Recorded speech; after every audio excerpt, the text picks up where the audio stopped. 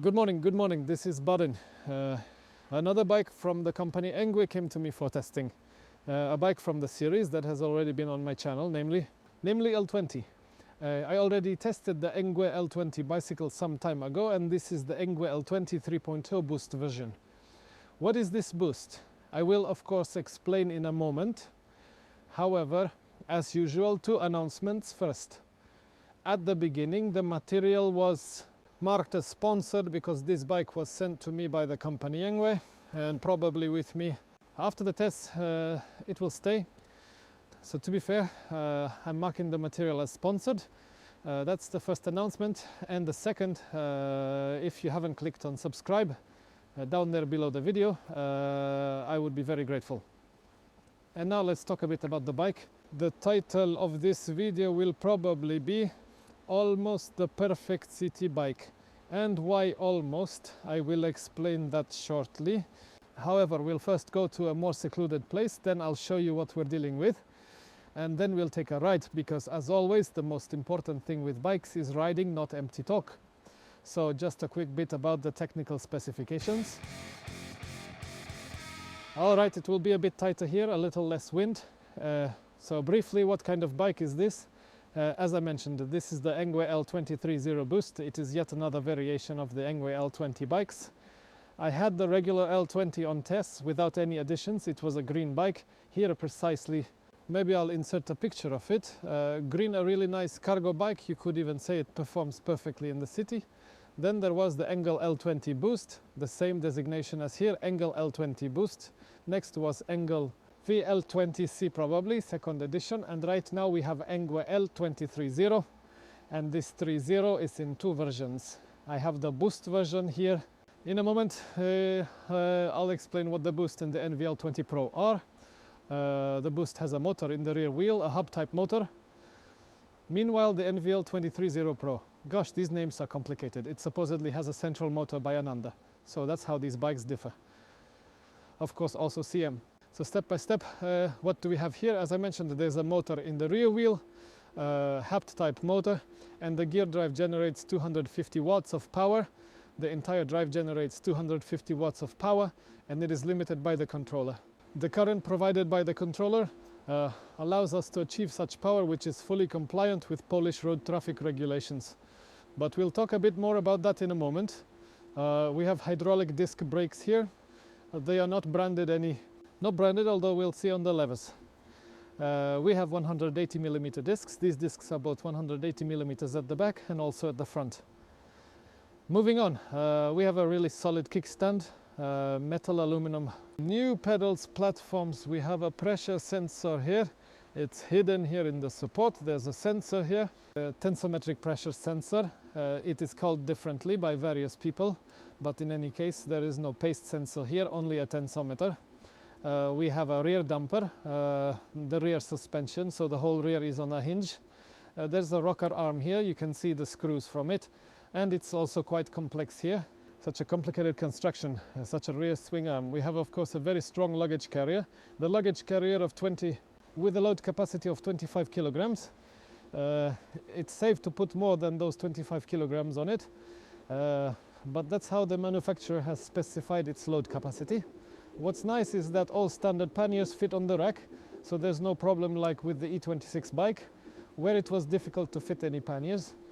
While we're back here, let's take a look at wheels. The wheels are 20s, obviously, with a 3.0 profile. So this is not a typical fat bike because the tire is narrower than on a fat bike, and the tire is more like, well, a road tire, you could say, maybe trekking. In any case, the tire performs really well on asphalt. It is also a low pressure tire. It is a maximum of 1.7 bar. You can for it. Here the tire is inflated to full air force, so it is low pressure. It is additionally reinforced. According to the manufacturer, this tire also has an anti-puncture insert built in, so it should be strong and resistant, especially for urban conditions where there's a lot of glass on bike paths, and well, it will definitely be useful there. The tire is from the brand Chow. Going further, we have a large saddle. It's a large saddle. It requires getting used to, honestly speaking. It is very soft, very comfortable. However, this part here is a bit too protruding for me, and it can press on a certain part of the body. so it required me to get used to riding on this saddle, but now I don't feel it anymore. It's all right. The saddle is of course adjusted and adjustable. I have it set here at the 7th level, so there are 3 more down. I am 179 centimeters tall, so I think someone at least 185 centimeters can easily ride this bike. The bike is foldable, which I will also show in a moment as we move to the other side.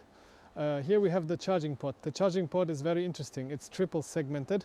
But there, it's like that because the battery that is built in here, it can be charged very quickly. I will get to the battery in a moment and take it out.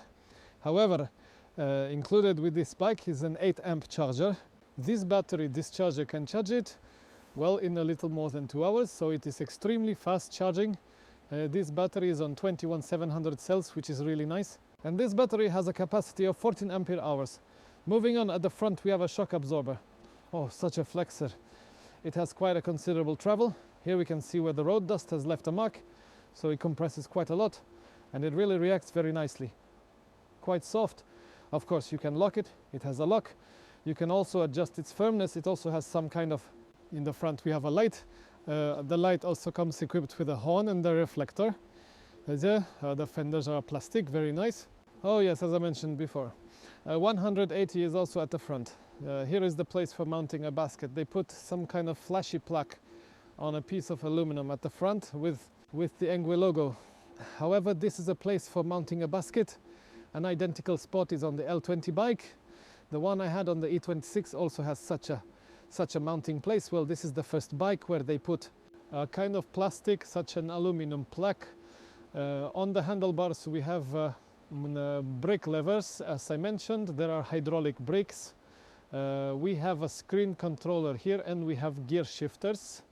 The gear shifters are branded Shimano. They are paddle type. There are 2 paddles here. With one we drop, with the other we raise. And the second lever and grips.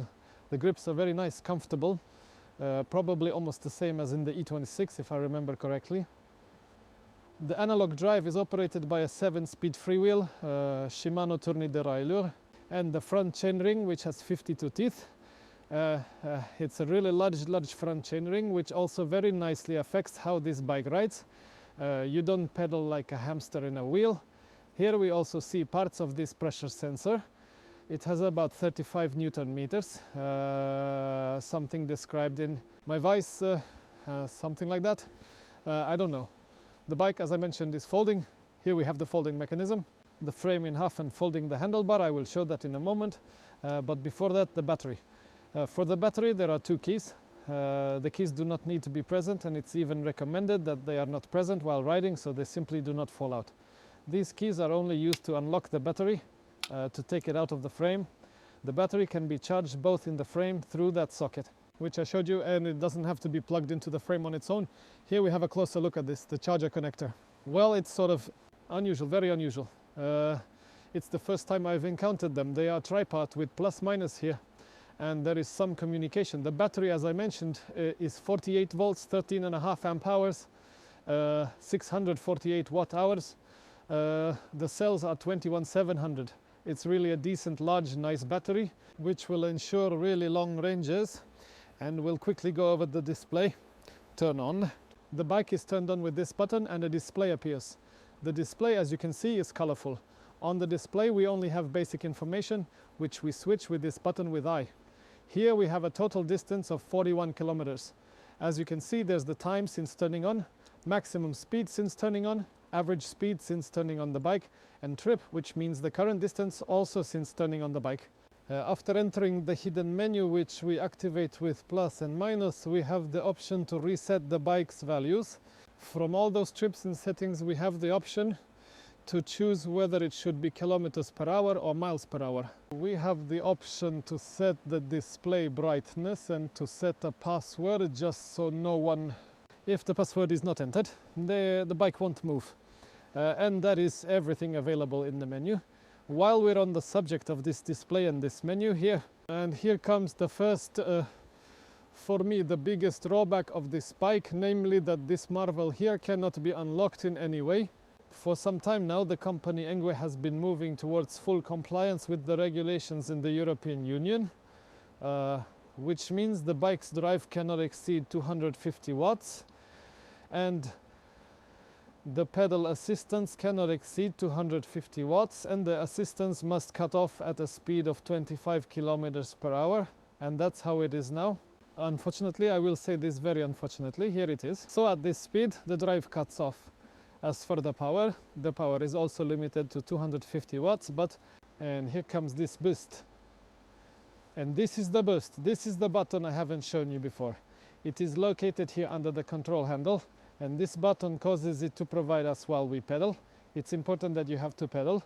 While we are pedaling, we go. And there is, for example, if we have this slightly steeper climb and we want to help ourselves a bit, pressing it causes the word boost to appear on the screen, and we simply get a bigger kick.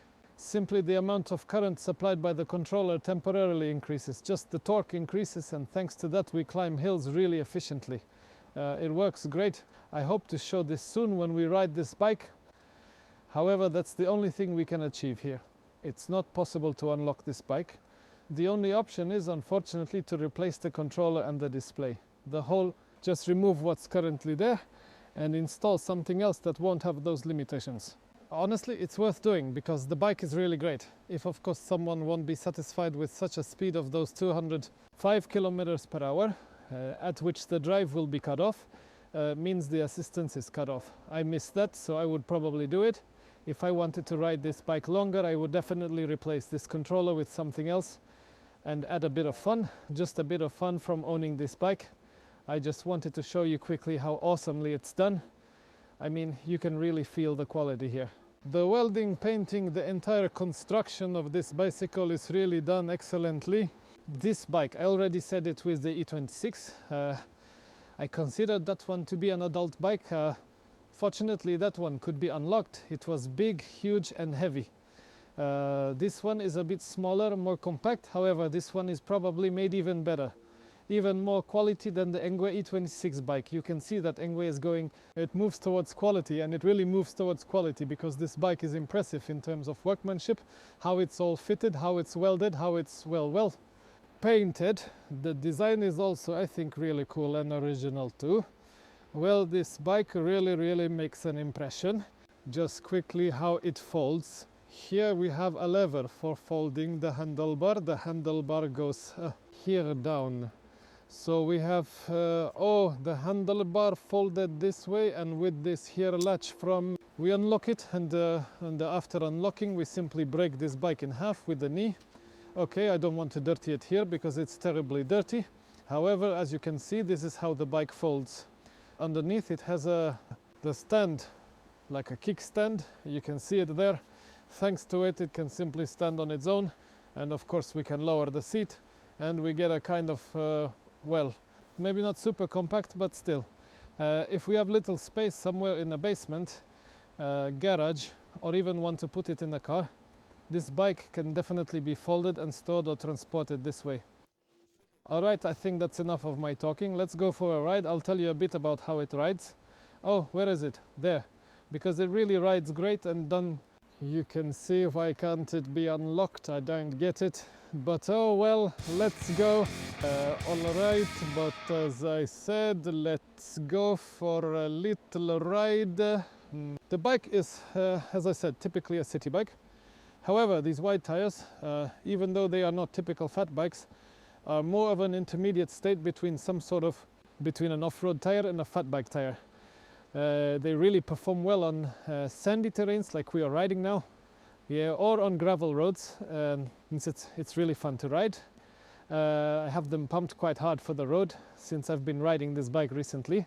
I have cycled 40-some kilometers to work on this bike so far. To even know what I'm talking about, I must say that on such rough roads like gravel, sand, such ruts, so that's cool too. It works. Even this tread, kind of more road oriented, actually more like especially on paved roads, it handles sand well. It's easy to ride on sand, almost the same as tires like typical fat bike off-road ones. And what is a huge advantage? They are not that loud because, as we know, fat bikes make a lot of noise. The rolling resistance is quite significant. Those knobby tires, well, they make noise, simply make noise, and from afar you can hear that you're riding. And with this bike, it's like riding an ordinary city bike, just without knobby. Only with these non-off-road tires, you simply can't hear it at all. It's very quiet, I would even say super quiet. So that's a huge advantage of this bike and its tires. Now I'm riding up a really steep hill, and here I want to show how this boost works.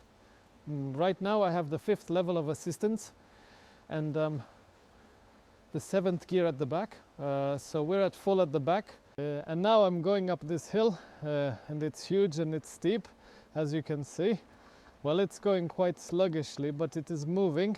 And now I'll turn on this boost and I just get a boost. I get a boost in the back and this bike starts pulling itself up. The feeling of this extra power is really significant. However, it also works with this torque sensor.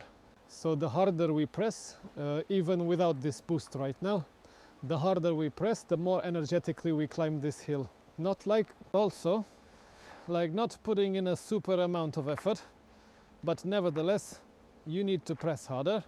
At the moment when we press harder on the pedals, we hit that boost and the bike just takes off and climbs everywhere, up any hill. So it's really well done. And it really helps with climbing hills. You completely don't need to use the gears on this bike at all. They could really not be there because they become unnecessary when instead of just shifting gears and pedaling with your legs, pushing the boost, and the bike just takes off. It has such power. I suppose this engine can handle up to 1000 watts. So by replacing the controller with a slightly more powerful one, you can really achieve a lot here. And it's a darn shame that this bike can't be unlocked, because I can tell you, riding it is very enjoyable. The position on this bike, as I mentioned, I'm 179 centimeters tall. I have the handlebar extended by only 1 degree. The seat is extended by 7 degrees out of 10. As you can see, I'm completely upright. I have a really comfortable position at the handlebars. The back doesn't have to be bent. Curved, yes, that's a better word. Riding the bike is very, very pleasant. Yes, you travel incredibly comfortably. If only you could go a little faster here, the fun would be out of this world. Unfortunately, as I mentioned, at those 25 kilometers per hour, the drive ends for us. It cuts off, so we have more of a cruising mode, more relaxed. A great option for everyone who wants to be 100% legal, because here, you know, there is absolutely nothing to worry about. If any encounter with the radar boys poses no threat here, we don't have a throttle. This drive, this speed also cannot be exceeded here in any way, so there is no concern about any legal compliance for those who fear it. However, I miss that element of fun, that little thrill, the excitement when riding a bike. That's also why people buy electric bikes, at least that's what I think, and that's my perspective. Well, to have a bit more fun, this is a bike that is not meant to have fun. This is a workhorse, this is a bike used for take care of everyday matters, get where you need to go. Maybe also to explore, ride around some new interesting area. Take such a bike to a camper. Although it's quite large, so maybe not necessarily, but it will easily fit on a hitch rack, so take it on a camper, ride around the area calmly, very, very casually cruising. I don't know if you see and remember that hill, which I show in almost every test. It is super steep, really very, very steep. I'm not putting any effort into this climb, and I haven't used the boost yet. So far, I have the 5th level of assistance. I am going about 18 kilometers per hour. And right now I will press this boost because it is starting to get to the last quite steep section and boost. This is amazing, really. This bike, just look, it started shaking as I went up this hill to get a bit more power, to gain a bit more speed. It just started bouncing G's from the power that was temporarily delivered to it. Why can't it be like this all the time? I know I complain about it a bit, but it annoys me a little that the bike is really great. It's super well made. It is not cheap, and it is not possible even off-road, you know, public roads in the forest, to, so to speak, to push it more. And there is simply no way to unlock this bike. It annoys me. Frankly, it annoys me because damn, the bike is great, the bike rides excellently, the bike is comfortable, and the bike is damn slow.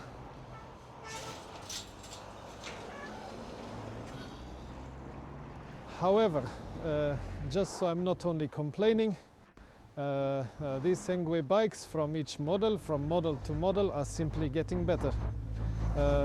Better made, they just look more solid. They're simply made more solidly.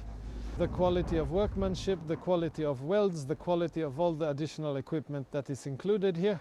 For example, the fact that in an increasing number of MG bike models we already have hydraulic brakes added. The fact that we have a strain gauge sensor installed in this bike, which works great. It really works exceptionally well. Here I honestly don't lament that there's no throttle and that it can't be connected, because the strain gauge takes care of that. I mainly use the throttle to help me when starting off. That's what I need the throttle for. When the bike has a pass sensor, it usually requires at least one crank rotation in order to start moving. And it can sometimes be difficult, especially if, for example, you start dynamically in city traffic somewhere at a roundabout, or when starting uphill. You know, an electric bike is much heavier than an ordinary one, and starting with a pedal assist sensor without a throttle is more difficult. However, here where we have a strain gauge starting, actually I'll show you. Right now we're slightly uphill, and you just need to listen and press barrel. Just press slightly on the pedals and the drive has engaged. It simply pushes me forward and helps me ride up the hill. So it's really brilliantly made and perfectly tuned here. I mean, I don't want to just complain. I'm complaining about one thing, that it can't be unlocked, which is something I shouldn't really complain about, because wanting to be a law-abiding citizen, which I apparently am not, I should be actually pleased that there is no such possibility.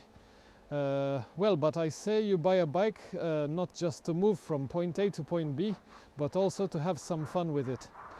Going off onto non-public roads, riding into the forest, one would like to have the chance to simply go faster. Secondly, let's not hide the fact that this regulation that at 25 kilometers per hour the drive must be cut off. It's stupid. It's created by someone who has never ridden a bike in urban traffic. I ride a bike daily in heavy city traffic. I simply commute to the factory. During rush hours, in heavy car traffic, mostly riding on the street or on bike paths that are marked out as part of the street with just painted lines, and cars want to kill you. When you're going 25 kilometers per hour or less, they just crowd you from all sides, overtaking carelessly. They force, they push, it becomes dangerous. When can you go at least 30? Because according to all my calculations, the average speed in the city is about 35 kilometers per hour. If we approach this speed and can move at this speed, we travel smoothly with the traffic, with the car traffic, and we are simply safer. The cars simply don't want to kill us as much. That's why I complain about it simply. Okay, but I'll skip over that fact and won't dwell on it further. I just wanted to say that this bike is really very nice. This bike is so stiff, compact, yet handles bumps very well. This front suspender, this front shock absorber, it's not just for decoration, because it really works. It really handles those bumps nicely. Well, let's ride on to some here. Curbs. I don't know how visible it will be on camera, but it works great. The same goes for the rear shock absorber. The rear damper also helps nicely in smoothing out uneven surfaces. The saddle isn't cushioned, yet I practically don't feel the bumps. I don't feel the curbs, which, as we know, are plentiful in the city. Missing when we go over some railway crossings, the same thing, really. Oh, we have tracks right now, you don't feel them at all. The display is also very nice and clear. We have large numbers here that show us the speed we're moving, our current odometer reading, and our level of assistance. There's also a bar display showing consumption and battery capacity, so that's really nice too. Made and really very clear. The only thing I would change here is we have a horn here, and honestly I prefer a bell. A bell like in the E26 is fantastic. This kind of big chicken, a church bell. Pedestrians do not react to this horn at all and do not pay attention to it, so you definitely need to install a bell here. Of course, like in almost every bike, Engwe unfortunately does not have a voltmeter, and that is another downside. It is actually the second downside. So no option to unlock, that's one. Two, no voltmeter. Because of this, we don't really know the remaining range of this bicycle. However, I have to say that we probably don't need to worry too much about the range, because in my opinion the range is gigantic. Listen, my previous trip here had 43 kilometers on it. I didn't charge it on purpose, and I only lost 2 bars on the battery indicator, the bar type indicator here on the display. When I connected the battery to the charger, when you turn on the bike, the display shows the percentage. Now it showed me 58% battery. At 40 kilometers with my not so small mess, including the backpack and everything I ride with, I probably weigh around 100. And listen, 43 kilometers was 56 or 8. I don't want to lie, but let's assume the smaller value, 56% battery. So I think you can easily get 70 or 80 kilometers of range from this relatively small battery. This is of course due to the fact that this bike is restricted, for one, and two, that it has a strain gauge. This pressure sensor, however, results in a significant saving when it comes to... It's about the energy consumption by the bike, so that's another mega plus of this bike. So yes, that's probably all I wanted to tell you about this bike. This bike will go on sale on the 1st of April. I received this bike about 2 weeks before its release. I know that so far there have been 1 or 2 videos only about this bike. Among others, I warmly greet Biker Tor from near Supsk, who published earlier. He prepared the film before I did, although I think I had it earlier than you see. However, I didn't have time to get to it, and secondly, I wanted to ride the bike a bit so I would know what I am dealing with. So going back to the previous topic, I think that's everything I wanted to tell you about this bike. In the description below the video and in the pinned comment, I am leaving a link to the Engwe store, the Polish giveaway store, where you can buy this bike. There is also, of course, a discount code that offers quite a significant saving. If anyone is interested, I invite you to transitions. This bike is available in 2 versions, 2 or even 3 color options. Black, like the one I have, there's a golden one, and I think a grey one, if I remember correctly, or green. I don't want to lie right now, but I know for sure there's a golden black and 1 more color. I'm not good with colors, so there is a link in the description. As always, I encourage you to comment. Oh wow, oh my gosh, it's so cool how this bus squeezes in, how it adds that power. It's temporary, like 30 or 40 seconds in my opinion, but it really lets you climb any hill. It really helps. Up every hill without the slightest problem. Oh, I can already feel the boost weakening, although no, when I pedal it still accelerates. If you would like me to check something else, show something in this bike, feel free to write. I will try to do that too, and I will end on that note. Thanks for watching and see you next time. And soon the M1, M2, M1 bike. Also an insanely interesting design, so I warmly invite you today. See you next time.